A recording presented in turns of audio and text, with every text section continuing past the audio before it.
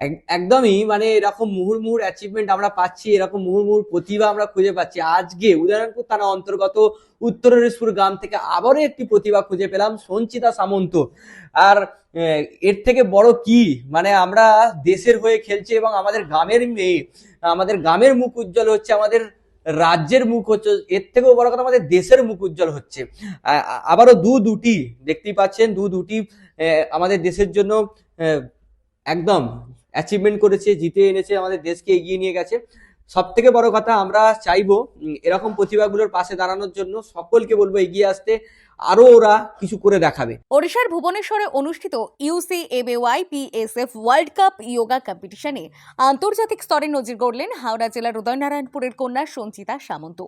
মোট 8টি দেশের প্রতিযোগীদের অংশগ্রহণে এই অনুষ্ঠিত প্রতিযোগিতায় ভারতের প্রতিনিধিত্ব করে সিনিয়র গ্রুপ বিভাগে অসাধারণ সাফল্য অর্জন করেন তিনি।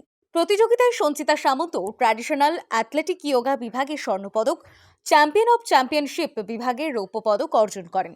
তার এই সাফল্যে গর্বিত গোটা উদয়নারায়ণপুর সহ হাওড়া জেলা। আন্তর্জাতিক যোগ প্রতিযোগিতার মঞ্চে ভারতের পতাকা আরও একবার উঁচুতে তুললেন তিনি। এলাকার মানুষ, ক্রীড়াপ্রেমী ও যোগ প্রশিক্ষকরা সঞ্চিতার এই কৃতিত্বে আনন্দ প্রকাশ করেছেন এবং আগামী দিনে আরও বড় সাফল্যের প্রত্যাশা করছেন। আমার গোটা দেশ তথা জেলা, আমার উদয়নারায়ণপুর বাসীরা যদি আমার পাশে থাকেন, আমার আশীর্বাদ যদি পাশে থাকেন, তাহলে আমি এরকম মুহুর্মুহু অনেক অ্যাচিভমেন্ট আমি করতে পারবো। ওনারা যদি আমাকে সাপোর্ট করেন, আমি অনেক এগিয়ে যেতে পারবো, আমার দেশটাকে আমি এগিয়ে নিয়ে যেতে পারবো। শুধু ব্যক্তিগত কৃতিত্ব নয়, এই সাফল্য নতুন প্রজন্মকে যোগ চর্চার প্রতি উৎসাহিত করবে বলেই মত বিশেষজ্ঞদের। সঞ্চিতা সামন্তের এই অর্জন সত্যিই উদয়নারায়ণপুরের গর্ব।